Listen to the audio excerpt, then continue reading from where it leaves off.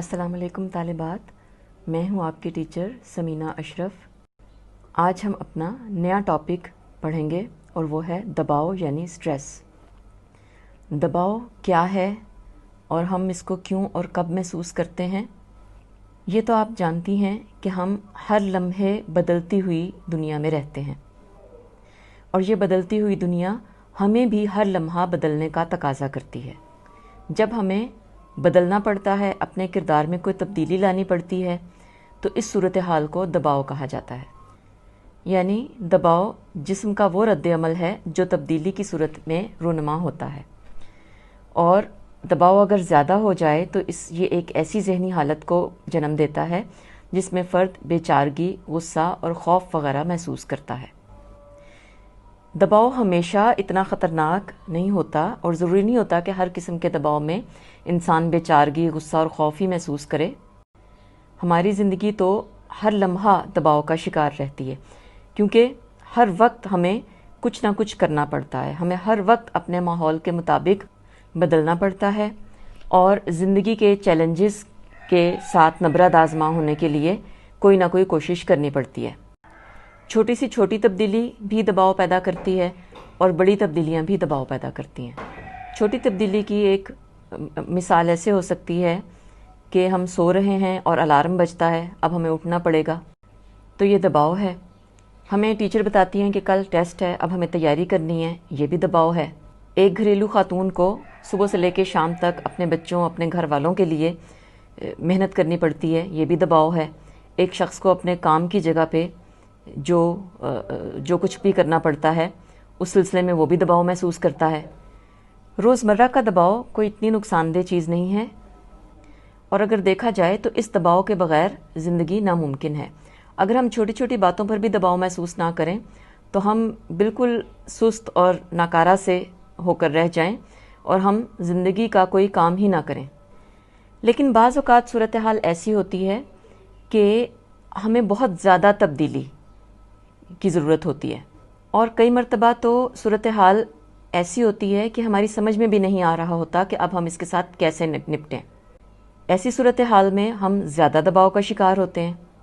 مثلا زندگی کے بڑے بڑے مسائل جیسے بے روزگاری یا بیماری یا جان کا خوف وغیرہ ہو، تو ایسی صورت میں انسان زیادہ دباؤ محسوس کرتا ہے، اور ایسا دباؤ انسان کی ذہنی اور جسمانی صحت کے لیے نقصان دہ بھی ثابت ہو سکتا ہے۔ اچھا، جب انسان دباؤ کی صورتحال میں ہوتا ہے تو وہ جواب میں کیا کرتا ہے؟ یعنی جب وہ کسی ایسی صورتحال میں ہوتا ہے جو اس سے محنت یا مشقت یا فوری طور پر کچھ کرنے کا تقاضا کرتی ہے، یا کوئی چیلنج اس کے لیے پیش کرتی ہے، تو انسان آگے سے دو قسم کا رد عمل اختیار کر سکتا ہے: ٹکراؤ یا فرار، فائٹ اور فلائٹ۔ فائٹ کا مطلب ہے کہ اس صورتحال کا سامنا کرنا، اس کو ایک چیلنج سمجھنا، اس کو بدلنے کی کوشش کرنا، اس کے ساتھ نبرد آزما ہونا، اس کے ساتھ لڑنا۔ اور فلائٹ کا مطلب ہے کہ بھاگ جانا، فرار اختیار کر لینا۔ ہم کئی مشکل صورتحال کا سامنا کرنے سے ہچکچاتے ہیں، ہم اپنے آپ کو تبدیل کرنے کی کوشش ہی نہیں کرتے، ہم ڈر جاتے ہیں، ہم اتنی اہلیت ہی نہیں رکھتے، اور ہم اس چیز سے دور ہٹ جاتے ہیں۔ دباؤ کی کیفیت میں انسان ہیجان کا شکار ہوتا ہے، اور ہمارے دماغ کا ایک حصہ ہے جسے کہتے ہیں لمبک سسٹم، یہ ہیجانی کیفیت کو کنٹرول کرتا ہے۔ اس کے علاوہ دو ہارمونز ہیں، کارٹیکوٹرافک اور کارٹیسول۔ کارٹیکوٹرافک ہارمون غدہ نخامیہ سے نکلتا ہے، اور کارٹیسول ہارمون غدہ فوق القلوی سے نکلتا ہے۔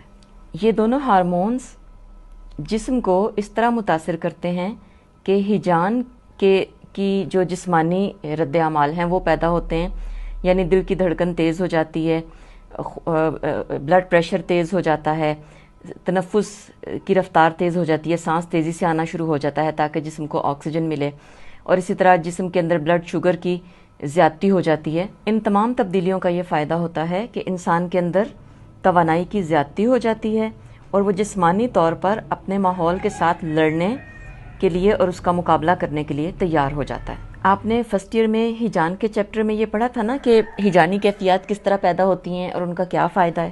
مثلا ایک شخص جنگل میں جا رہا ہے اور وہ شیر کو دیکھتا ہے، شیر کو دیکھ کر اس کے اندر خوف کا ہیجان پیدا ہوگا، اور اس کے جسم کے اندر ہیجان کے رد عمال پیدا ہوں گے، یعنی اس کا دل تیزی سے دھڑکے گا، اس کے نبض کی اور بلڈ پریشر اس کا جو ہے وہ ہائی ہو جائے گا، اس کا سانس پھول جائے گا، اور وہ اپنے جسم میں توانائی کی زیادتی محسوس کرے گا، اس کے بلڈ شوگر لیول میں اضافہ اس کے ہونے کی وجہ سے، اور وہ بھاگے گا اور اپنی جان کو بچائے گا۔ تو اگر وہ یہ ہیجان محسوس نہ کرے، یا دوسرے الفاظ میں وہ دباؤ محسوس نہ کرے، تو کیا ہوگا کہ وہ اپنی جان بچانے کی کوشش ہی نہیں کرے گا، وہ شیر سے ڈرے گا ہی نہیں، وہ شیر کو دیکھ کر بالکل ایسے ہی پرسکون رہے گا جیسے کوئی بات ہی نہیں ہے، اور ظاہر ہے کہ پھر اس کی جان چلی جائے گی۔ تو اس کا مطلب یہ ہوا کہ دباؤ کے دوران جو تبدیلیاں ہمارے جسم میں پیدا ہوتی ہیں وہ ہمیں صورتحال سے مقابلہ کرنے کے لیے تیار کرتی ہیں۔ اور دباؤ کی میکانیت میں کون کون سی تبدیلیاں شامل ہیں؟ ایک تو ہارمونز کی تبدیلیاں جو ابھی ہم نے پڑھا، دباؤ کی دو رتوبتیں ہیں، کارٹیکوٹروفک اور کارٹیسول۔ اس کے علاوہ اعصابی تبدیلیاں ہوتی ہیں۔ اعصابی نظام آپ کو پتہ ہے کہ ہمارے جسم کے جو ہر قسم کے کردار کو جو کنٹرول کرتا ہے وہ نظام اعصاب ہے۔ نظام اعصاب کا ایک حصہ ہے شارکی نظام اور ایک ہے بالائی شارکی نظام۔ شارکی نظام کے تحت جو تبدیلیاں پیدا ہوتی ہیں وہ یہ ہوتی ہیں کہ مثلاً بلڈ پریشر ہائی ہو جاتا ہے، دل کی دھڑکن تیز ہو جاتی ہے، سانس تیز تیز چلنے لگتا ہے، خون میں شوگر کی مقدار زیادہ ہو جاتی ہے۔ ان تمام تبدیلیوں کا مقصد یہ ہوتا ہے کہ جسم کو طاقت اور توانائی فراہم ہو اور جسم ماحول کے ساتھ مقابلہ کرنے کے لیے تیار ہو جائے، یعنی انسان لڑنے یا بھاگنے کے لیے تیار ہو جائے۔ یہ سب وہ تبدیلیاں ہیں جو ہیجان کے دوران پیدا ہوتی ہیں، اور یہ ساری کی ساری تبدیلیاں دباؤ کے دوران بھی پیدا ہوتی ہیں۔ جب انسان شدید دباؤ کا شکار ہوتا ہے تو اس کی کیفیت بالکل ویسی ہی ہوتی ہے جیسی کسی شدید ہیجان کے دوران انسان کی کیفیت ہوتی ہے، اور وہ سارے ہیجانات مثلاً خوف، غصہ وغیرہ محسوس بھی کر رہا ہوتا ہے۔ بالائی شارکی نظام جو ہے وہ نظام اعصاب کا ہی حصہ ہے، اور اس کا جو اثر ہے وہ شارکی نظام کے بالکل الٹ ہے۔ بالائی شارکی نظام کیا کرتا ہے کہ وہ یہ ساری تبدیلیاں بلڈ پریشر کی، دل کی دھڑکن کی، تنفس وغیرہ کی، ان ساری تبدیلیوں کو واپس لے کر آتا ہے۔ یہ انسان کو پرسکون کرتا ہے۔ جب انسان کسی ہیجان کے زیر اثر ہوتا ہے، یا یہ کہہ لیں کہ دباؤ کے زیر اثر ہوتا ہے، تو اس کا شارکی نظام کام کر رہا ہوتا ہے، اور جب وہ پرسکون ہوتا ہے تو اس وقت اس کا بالائی شارکی نظام کام کر رہا ہوتا ہے۔ اب ظاہر ہے کہ شارکی اور بالائی شارکی نظام ایک ساتھ کام نہیں کرتے۔ جسم یا تو ایکسائٹڈ ہوگا تو یا وہ پرسکون ہوگا۔ نارملی یہ ہوتا ہے کہ روزمرہ کے معاملات کے دوران ہمارا بالائی شارکی نظام ہی کام کرتا رہتا ہے، یعنی ہم عام طور پہ پرسکون ہی ہوتے ہیں، لیکن شارکی نظام اس وقت کام کرتا ہے جب ہم دباؤ میں ہوتے ہیں، اور دباؤ کی صورتحال کبھی کبھی آتی ہے کہ جب کوئی شدید چیلنج والی یا مشکل یا پریشان کن صورت کا ہمیں سامنا کرنا پڑے، اور اس وقت بھی شارکی نظام کے اثرات بہت دیر تک نہیں رہتے، تھوڑی دیر کے بعد اس کے اثرات ختم ہو جاتے ہیں، اور بالائی شارکی نظام جسم کو دوبارہ پرسکون کر دیتا ہے۔ لیکن آپ ذرا سوچیں کہ اگر کسی شخص کی زندگی میں دباؤ پیدا کرنے والے حالات بہت زیادہ ہوں تو کیا ہوگا؟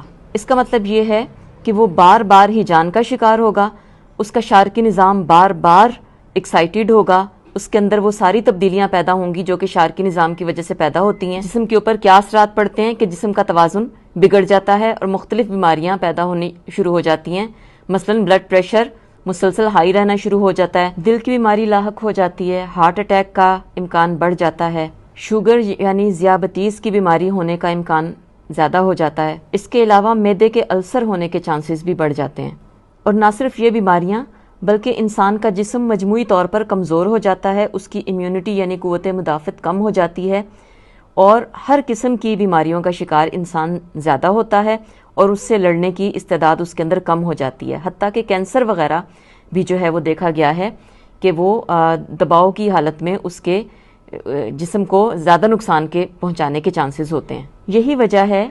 کہ جسمانی بیماری کے اثرات کو کنٹرول کرنے کے لیے بھی ڈاکٹرز عموماً یہ کہتے ہیں کہ اپنی زندگی سے دباؤ کو کم کریں، اور مسلسل دباؤ سے صرف جسمانی بیماریاں ہی نہیں بلکہ ذہنی امراض بھی لاحق ہو جاتے ہیں۔